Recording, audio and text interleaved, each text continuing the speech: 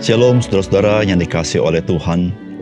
Saudara, firman Tuhan berikan kepada kita dengan satu tujuan yang sangat indah, supaya kita boleh mengenal Dia.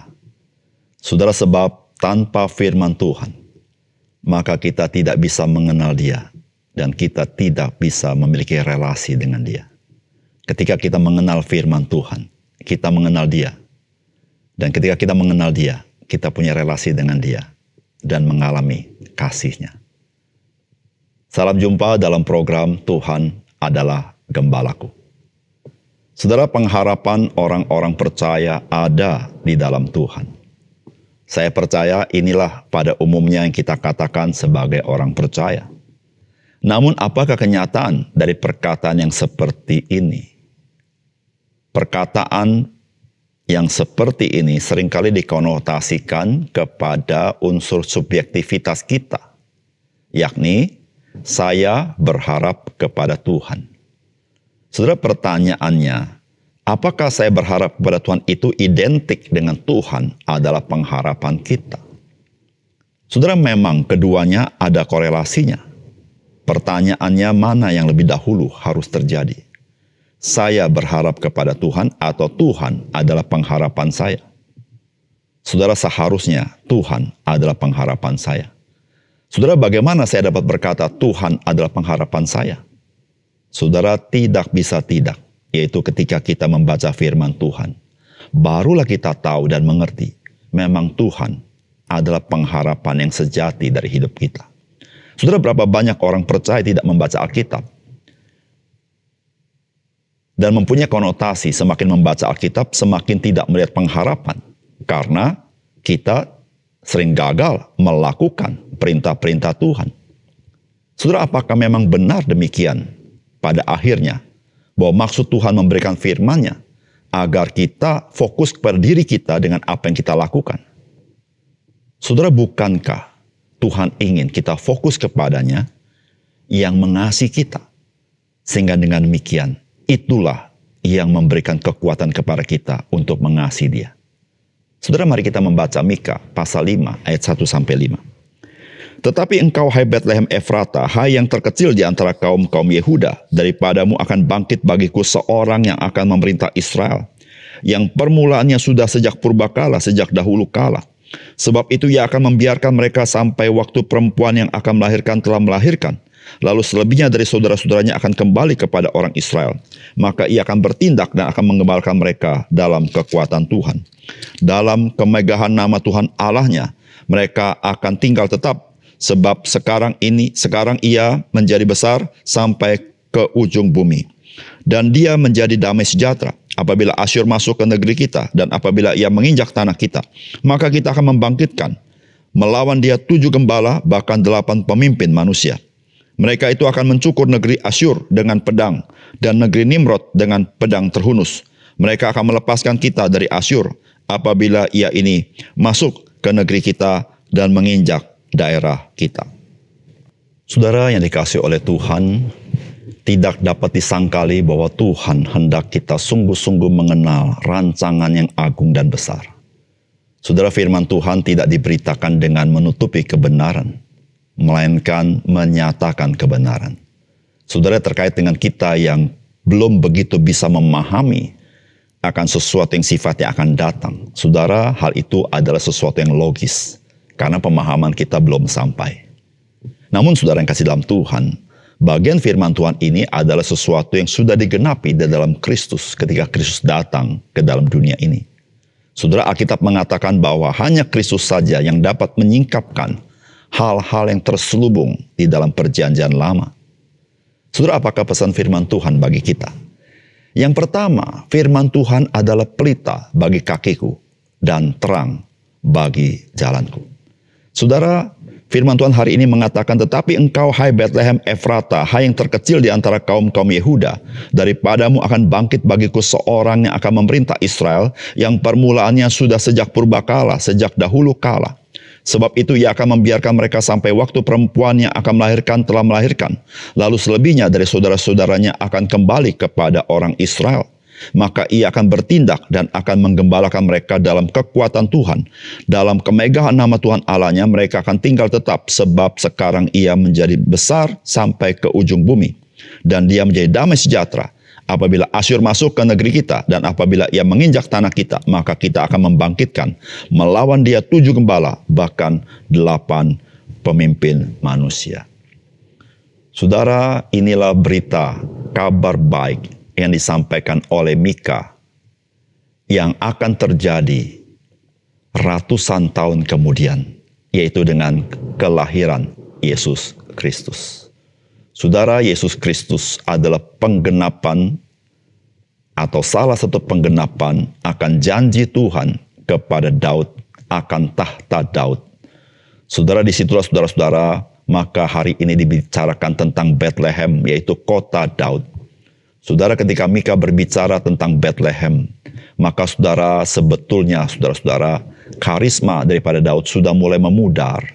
Sehingga Bethlehem sudah tidak lagi diperhitungkan. Tetapi, saudara, janji Tuhan tentang tahta Daud, yaitu kelahiran Mesias, Tuhan akan genapi. Saudara, ketika kita membaca firman Tuhan, seringkali yang kita pikirkan adalah apa yang harus saya lakukan. Namun ternyata bukan hanya itu. Dari firman Tuhan yang kita pelajari hari ini, justru ketika kita membaca firman Tuhan, kita belajar apa yang Tuhan akan dan sedang lakukan. Saudara, hal ini, saudara, kita tidak bisa dapat dengan ilmu pengetahuan. Saudara, apa yang mau Tuhan lakukan hanya bisa kita dapat dari firman yang Tuhan katakan kepada kita. Oleh karena itu, saudara-saudara, firman Tuhan itu adalah pelita bagi kaki kita dan terang bagi jalan kita. Sebab jikalau Tuhan tidak menyatakannya, rancangan yang agung itu kita tidak mengerti. Jikalau Tuhan tidak memberitahukan siapakah juru selamat, kita tidak memahaminya. Jikalau Tuhan tidak memberitahukan siapakah pengharapan yang sesungguhnya, kita tidak akan memahami. Karena dunia tidak pernah bisa memberitahukan apa yang menjadi rancangan Tuhan. Saudara, di dalam Yohanes pasal 1 ayat 5 dikatakan, dalam dia ada hidup, dan hidup itu adalah terang manusia. Itu ayat keempatnya. Ayat kelimanya, terang itu bercahaya di dalam kegelapan, dan kegelapan itu tidak menguasainya. Saudara, Kristus adalah terang. Terang Tuhan. Sehingga kita boleh mengenal dia. Saudara yang kasih dalam Tuhan, firman Tuhan berikan kepada kita. Supaya kita mengenal dia. Dan mengenal jalan yang dia ingin kita tempuh. Bahkan dia menunjukkan jalan itu kepada dia. Bahkan dia datang karena dia adalah jalan itu. Saudara yang terkasih dalam Tuhan. Oleh karena itu, saudara yang kasih dalam Tuhan, di dalam hidup kita ketika kita membaca firman, saudara, mari kita melihat apa yang Tuhan sudah kerjakan dalam hidup kita. Yang sedang bekerja dalam hidup kita. Dan akan bekerja dalam hidup kita. Saudara, di situ saudara-saudara, kita melihat pengharapan yang Tuhan berikan kepada kita. Bahwa dia sungguhnya adalah pengharapan di dalam kehidupan kita. Saudara yang kedua, saudara, didikan Tuhan bukanlah membawa kita kepada keputusasaan agar kita menjadi lemah. Melainkan kepada pengharapan agar kita menjadi kuat. Saudara, firman Tuhan berkata begini, dan dia menjadi damai sejahtera apabila Asyur masuk ke negeri kita, dan apabila ia menginjak tanah kita, maka kita akan membangkitkan melawan dia 7 gembala, bahkan 8 pemimpin manusia. Mereka itu akan mencukur negeri Asyur dengan pedang, dan negeri Nimrod dengan pedang terhunus. Mereka akan melepaskan kita dari Asyur apabila ia ini masuk ke negeri kita, dan menginjak daerah kita. Saudara, berita yang disampaikan oleh Mika adalah berita tentang kebinasaan bagi umat Tuhan. Namun saudara, Mika tidak berhenti di sana. Justru Mika memberitahukan bahwa bangsa yang menjajah umat Tuhan, yaitu bangsa Asyur, akan dikalahkan. Saudara, Asyur menjadi alat Tuhan untuk mendidik umat Tuhan, tetapi bukan untuk menghancurkan umat Tuhan. Pendidikan yang Tuhan berikan kepada umat Tuhan adalah supaya mereka menjadi orang-orang yang kuat. Bukan kuat di dalam arti kekuatan manusia, tetapi kuat di dalam iman mereka. Kuat di dalam Tuhan. Saudara, apa yang Tuhan lakukan kepada kehidupan umat Tuhan, yaitu pendidikan yang keras, kadang-kadang bagaikan quote-unquote seperti hukuman. Saudara, itu bukan untuk melemahkan orang-orang yang percaya kepada Dia. Saudara, demikian juga dengan kita sebagai orang-orang percaya. Saudara, Tuhan tidak menjadikan kita anak-anak Tuhan yang manja. Tetapi Tuhan ingin mendidik kita supaya kita menjadi orang-orang percaya, memiliki ketekunan, menjadi orang-orang percaya yang kuat di dalam Tuhan. Kuat di dalam kuat kuasanya. Saudara, pendidikan Tuhan bukan membuat kita lemah. Saudara, kitab Ibrani pasal yang ke-12 di ayat 11 sampai 13 berkata begini. Memang tiap-tiap ganjaran pada waktu yang diberikan tidak mendatang sukacita tetapi duka cita, tetapi kemudian yang menghasilkan buah kebenaran, yang memberikan damai kepada mereka yang dilatih olehnya. Sebab itu kuatkanlah tangan yang lemah dan lutut yang goyah, dan luruskanlah jalan bagi kakimu, sehingga yang pincang jangan terplecok tetapi menjadi sembuh. Saudara, didikan Tuhan untuk melatih kita supaya kita memiliki damai sejahtera. Dan saudara, damai sejahtera itu begitu kokoh karena berdiri di atas batu karang yang kokoh itu, yaitu Yesus Kristus. Oleh karena itu saudara, ketika engkau dan saya menghadapi masa-masa sulit, kadang-kadang Tuhan mengizinkan hal-hal yang engkau tidak harapkan.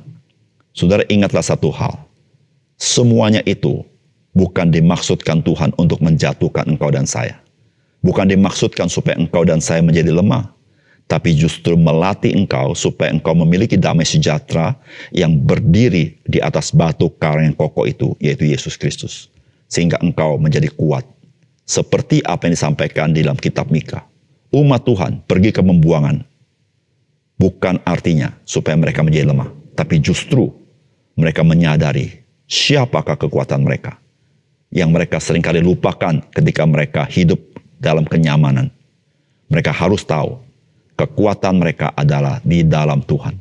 Saudara, bukankah itu yang diajarkan perjanjian baru kepada kita? Hendaklah engkau kuat di dalam Tuhan, di dalam kuat kuasanya.